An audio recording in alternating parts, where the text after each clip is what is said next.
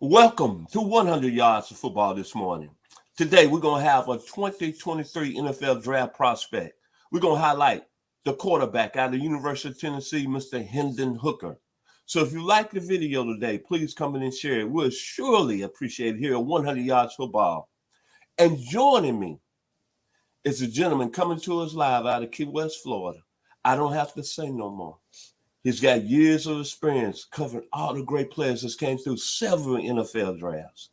He's covering it like no man, no football player, no coach.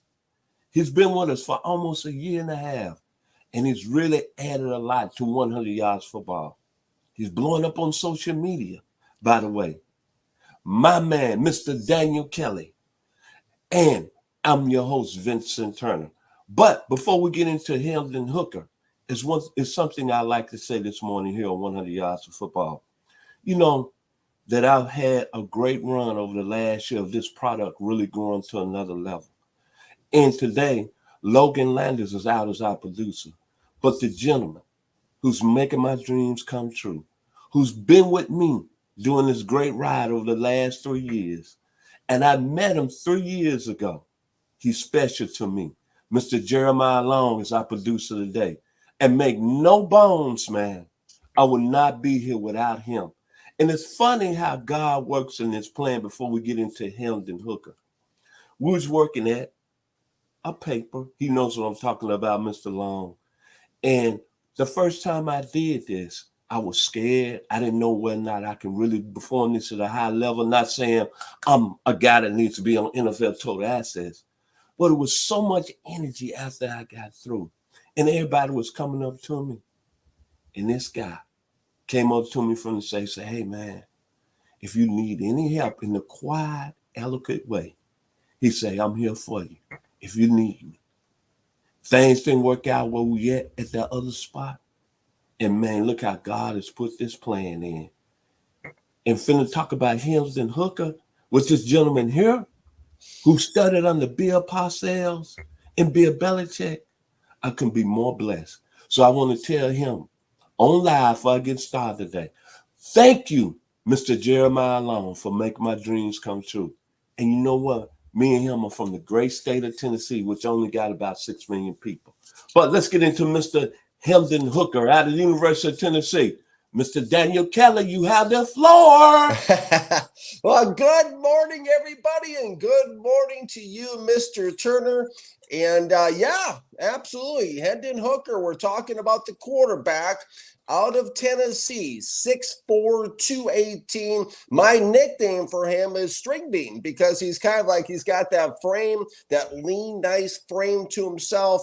This guy in 2021, of course, let me begin by talking about the game film. This is something so many NFL draft expert analysts do not talk about what games did they watch to come up with their opinions and their evaluations. I'm one of the only evaluators in America, if not the only, to hold myself accountable to the game film. So let's talk about Hendon Hooker in 2021. For the sake of accountability, I went back and watched him against South Carolina, Ole Miss, and Alabama, and he put together a nice season statistically. He was 206 out of 302 for a 68.2% completion percentage, 2,945 yards, a 9.8 yard average. And I want our listeners, our fans, to start paying attention to that average per 9.8 yards there for Hendon Hooker, and 31 touchdowns and only 3 interceptions. We're going to come back to that as well. NFL comparable. I compare this guy to a Tyrod Taylor, who has carved out a really nice and long, sustained NFL career where he's thrown for over 10,000 career yards in the National Football League. There's also a little Randall Cunningham to Hendon Hooker and to his game as far as the way I see him on the game film. A very interesting looking prospect. 3 things initially stood out to me. Let's circle back for a moment to those stats he put up in 2021. 3 things initially pop out at me. You know that song, Pop Out at Your Party, whatever. 3 things pop out at me, okay, when you look at Hendon Hooker. Number one, 68.2% completion percentage. The one word, if I was sitting in an NFL war room and one word could describe Hendon Hooker, it would be efficient. Okay, that's what we see when we see the 68.2% completion percentage, is we see efficiency. Number two, like I mentioned, let's start paying attention to the average per completion. 9.8 yards for Hendon Hooker. What does that mean? It means he successfully drives the ball downfield. Another thing that we look for in scouting. Number three, hey, 31 touchdowns and 3 interceptions, not an FCS, okay? We're talking about FBS football, okay? We're talking about a high touchdown to interception ratio here, and that's very important. Why is that important? I've sat in meetings with Bill Belichick in his defensive meetings, and he's preached about ball protection, okay? Ball protection, what quarterbacks try to do. Okay, ball protection means, what does that mean? It means he protects the football well. He does not take reckless chances with the football. Very important. Not a guy who's prone to turnovers, okay? And the thing, too, that was impressive about Hendon Hooker, just off the top of my head here, was how he performed against Alabama. Yes, he got beat, but listen, Alabama is a great tune-up for the NFL.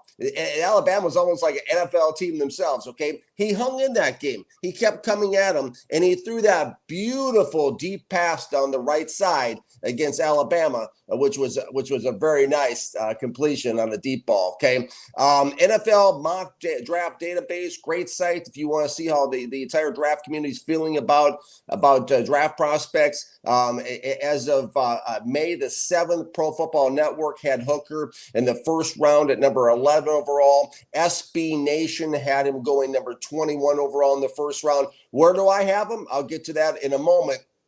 First, let me unpack Hendon Hooker from a scouting standpoint. Let's start unpacking the positives, okay? This guy is athletic. When we start talking about him, we must talk about Hooker's athleticism.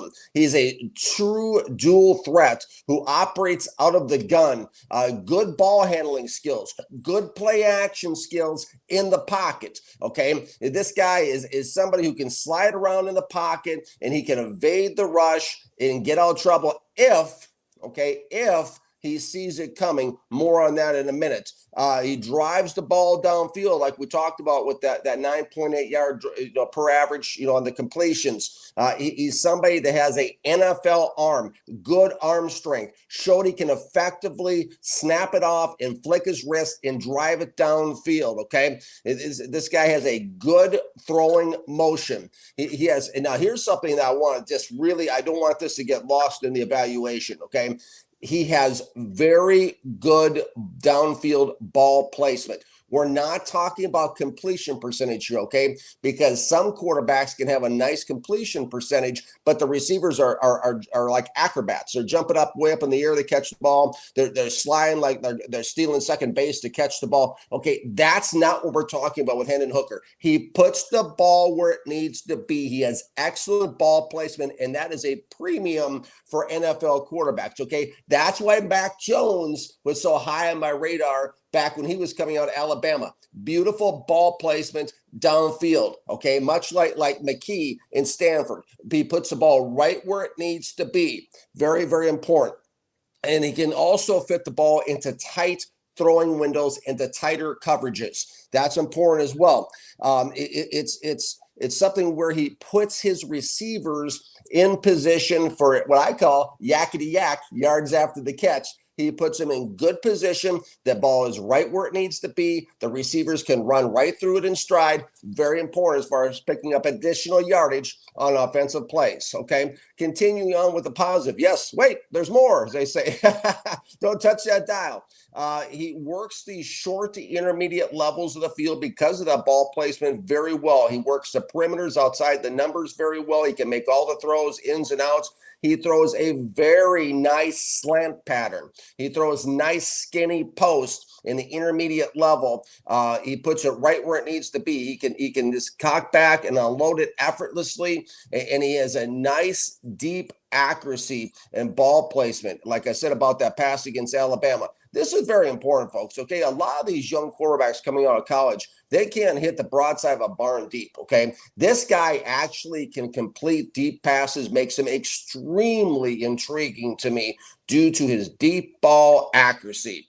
It's not every time, but it's enough of the times, okay? The negatives, yes, there are no 10s. As Tony Rosano taught me in this book, Secrets of NFL Scout, when I was growing up and learning to become an NFL scout.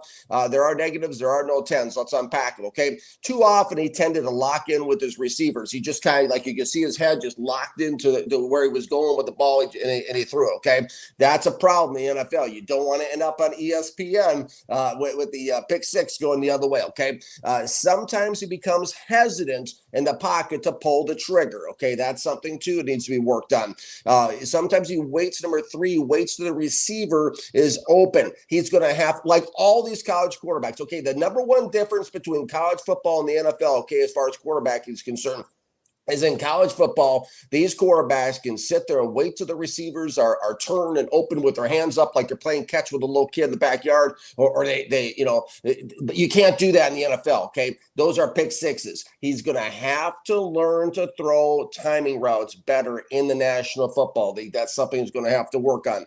Number four, he does not have good pocket awareness. This guy, I mean, it's a positive that he's so downfield minded and so focused downfield throwing the ball, but he gets just crushed in the pocket sometimes because he's not seeing the pass rusher, sensing the pass rush in the pocket. Thankfully, he doesn't fumble in these situations, but that's something he's going to have to work on. He's blind to the pass rush just too often. He doesn't see it coming. Number five, of course, kind of piggybacking off that previous point, is he doesn't throw the ball way under pressure, and he takes offensive losses as a result. I don't know if that can be corrected, but the big thing is going to be the timing routes there. But despite the negatives, okay, and despite the rawness I see, and I just rolled through on game film, I go back to the critical factors, the critically important things that he does have. He has incredible efficiency. He has athleticism. He has good ball handling skills, and he has a nice deep ball that's easy to catch. These are attributes are rare from my experience, and they cannot be taught. So in my big board at this point, okay, I have Hendon Hooker going in the second round of the 2023 NFL draft. His ball placement efficiency is just super attractive to me as an evaluator and as an aspiring general manager in the NFL. Your thoughts, Mr. Turner, on Hendon Hooker, quarterback, Tennessee? Well, you know, I'm from the great state of Tennessee, and let's be in reality here. The University of Tennessee has went through a lot of tough times over the last few seasons with their football program. I don't have to bring up Jeremy Pruitt, the situation right there. But when Tennessee football is good, college football is well. There's one of the programs that's had a lot of history. But what Hendon Hooker has done for the University of Tennessee, it's like that group, the Scorpions. Rock you like a hurricane, baby. It's early morning. The sun has come out. And one thing Hendon Hooker did, me being a Tennessee fan, he made me proud. And I think Tennessee is back. I'm not saying they're going to spring any big upset. I'm not saying they're going to end the year ranked in the top 10. But what Mr. Hooker did, he gave us life with that offense. Averaging 39 points last year, 7th in the country. He took over as a game starter, I believe, in game 3. 2,900 yards passing, 31 touchdowns, 3 interceptions. And then when you look at the great state of Tennessee and what he did for that football program, I start thinking about all the great people from Tennessee. Alvin York, World War I.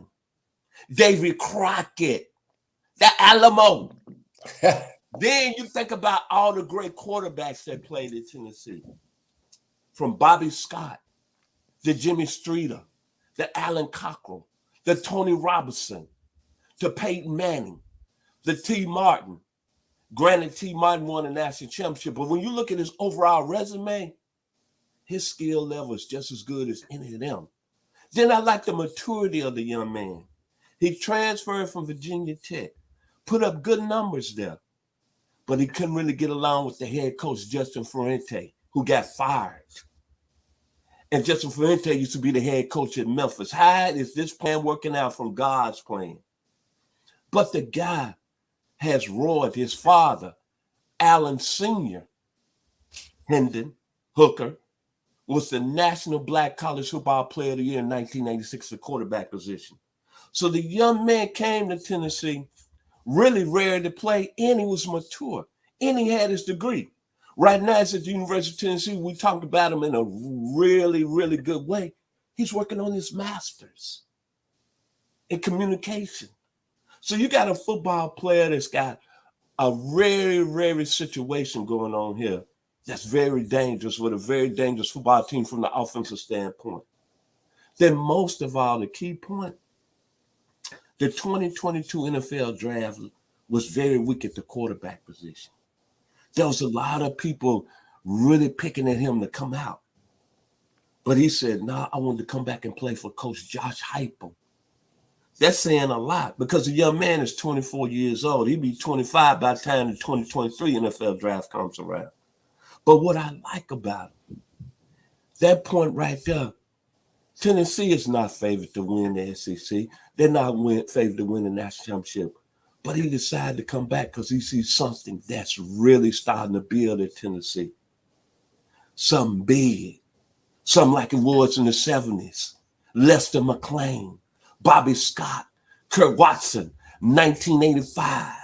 Tony Robinson, Tim McGee, Eric Swanson, Joey Clinkscale, Keith Davis. 1989, Andy Kelly, Vincent Moore, Anthony Morgan, Chuck Webb, Reggie Carr. Then Peyton Manning came along in 97. Marcus Nash, Jamal Lewis.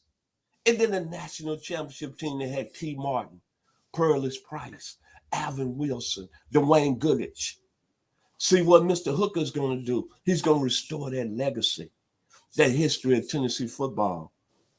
Granted, I'm not really saying that Tennessee is going to be a team that's going to win the SEC. Of course, Alabama and Georgia are the two top teams, no question about it. But I like that offense. Defense has some ways to go. They got a big-time player in Jeremy Banks out of the 901 Memphis, Tennessee on their side of the ball, and a great safety and Trayvon Flowers. But when you look at Tennessee's offense, they're going to be some hard to handle with Mr. Hooker under the sun. And like I say, he returns one of the best receivers in the country in Cedric Tillman, who had over 1,081 yards last year. And Mr. Tillman's going to continue that legacy at the wide receivers to give Mr. Hooker a playmaker, NFL talent. I'm looking at Mr. Tillman, Tim McGee too, Anthony Hancock, Mike Miller, Carl Pickens, Alvin Harper. Then he got that transfer coming down from USC that transferred over in May. And they say he looking like the next one in line, Brew McCoy. Remember him? He was a 5-star that committed to Texas, but he eventually ended up at USC. 6'2", about 205. And then they got a gentleman that's ready to break out the wide receiver position by Jimmy Callaway. That's from Morrill High School in Morrill, Georgia, who I saw play at quarterback. Mr. Hooker, I want to say thank you. Thank you for restoring faith and hope with the University of Tennessee football program. You rocked it like a hurricane, baby. Granted, they didn't play well in the big games against Georgia and Alabama. But you know what? They made enough noise last year to get to a bowl game to go 7-6 after what happened with Jeremy Pruitt. So that just says a lot about that young man coming under center. He didn't even start the opening game. It was Joe Milton. But he played his role. He played the maturity side. And you see what's happened. Tennessee is going to have a good year simply because that young man is going to be very dangerous under center for Tennessee. And the one thing I like about the young man from a skill standpoint, he's very elusive in the pocket. He's got an NFL arm, but his accuracy. He's putting fear in the people in the SEC now. And then think about this. Tennessee averaged 39 points a game, as I just mentioned, 7th in the country. But they put 45 on South Carolina. They put 45 on Kentucky. They put 45 in the loss to Purdue. 56 in the win over Tennessee Tech. Hendon Hooker. I know we got some great quarterbacks in the 2023 class. Bryce Young out of Alabama. C.J. Stroud out of Ohio State. Will Levis out of Kentucky. Grayson McCall out of Coastal Carolina. Tanner McKee out of Stanford. But make no bones, Hendon Hooker belongs in that class right there, baby. And I'm excited. I'm ecstatic about the University of Tennessee football program right now. The days of Jeremy Pruitt and Phil Foreman is over. Thank you, Josh Heupel, national champion with OU when they beat Florida State. Hendon Hooker rock you like a hurricane, baby. It's early morning. Final words, Mr. Daniel Kelly. Well, I tell you what, Mr. Turner, you got me fired up listening to your background information on Hendon Hooker. And I tell you what, you make a lot of valid points. As my NFL mentor used to tell me, if you have a quarterback, you have a chance. And that's the intriguing thing about Hendon Hooker. This is somebody who I can see, like I said, an NFL team taking in the second round. You know, this, I know you're a Cowboys guy. This would be the perfect second round draft choice for the Dallas Cowboys to bring him in, plug him in behind Dak Prescott, let him sit there for a couple of years, learn the system. Because this is somebody, okay, the interesting thing, and he's somebody that can come in the game if he has to. This is somebody, like I said, that can drive the ball down the field. What you look for in a second string quarterback initially is someone who's not going to come in and throw the game away, someone who's not going to take stupid and ridiculous chances with the football. This guy is efficient. He can throw the long ball. He can make all the throws. He's got the arm. And when I watch that flick of a wrist, okay, when I watch that, it really reminds me of Randall Cunningham and how Cunningham used to throw the football. Listen, you touched on a lot of great points. I love how he hung in there, fought against Alabama, okay? There was no back down in this young man whatsoever. And also, too, you touched on an interesting point, Mr. Turner, about his family history with his daddy and his football background and the family background, okay? This is something I know from doing some off-the-books work with a scout from the Baltimore Ravens. When I talked to him, the Ravens, for example, pay and these teams like the Patriots and these Belichick type of teams where these guys come from, they pay very close attention in the scouting reports to family history. Having a dad that played football at that level is very important. I mean, how do you think Hooker grew up, right? Hendon Hooker grew up. He grew up around the game. He grew up, his daddy was teaching him the mechanics from the time he was throwing the football at 3 years old in the backyard, okay? This is somebody who's had the training, and he's building off what his dad did. I really like Hendon Hooker. I liked everything I saw in film. I like you talked about, Mr. Turner, how he's brought the program back. Another sign of a leader. I like the fact, actually, he'll be 24. He's going on 25 by the time the 2023 NFL draft rolls around, because there's maturity. There's more maturity there. And let me tell you something, that's a position that demands maturity to be in that quarterback position. So there's a lot of things I like about Hendon Hooker, and he is high on my 2023 NFL draft big board. My final words about Hendon Hooker, first and foremost, I'd like to say thank you for coming on with us today, live from Key West, Florida. Once again, to our producer who's producing the show today, Mr. Jeremiah Long. My heart, my soul, my thank you go out to you, man, because I wouldn't be doing this at this level if it wasn't for him, because he believed in me, and he's a gentleman that's behind all the great pictures that you see on our Facebook page, 100 Yards Football. I thank you, man. And him being from the University of Tennessee, he's a Carnes High School graduate. Kenny Chesley, He's a big-time University of Tennessee fan. So my final words about Hendon Hooker is very, very simple. I remember I had visited Knoxville several times over the course of my life, but I moved there in 1985, the year that Tony Robinson had Tennessee at another level. He had made the cover of Sports Illustrated. He got hurt that year, and Derek Dickey came in and led Tennessee to a 11-1 record, won the SEC, and had that big upset win over the University of Miami in the Sugar Bowl. So what Hendon Hooker has done, for me being a big Orange fan, is very simple. Shout, shout, and let it all out. These are the things that we do without. Tears for Fears, baby. Big Orange. Shout, shout, and let it all out. Thank you today for watching 100 Yards of Football.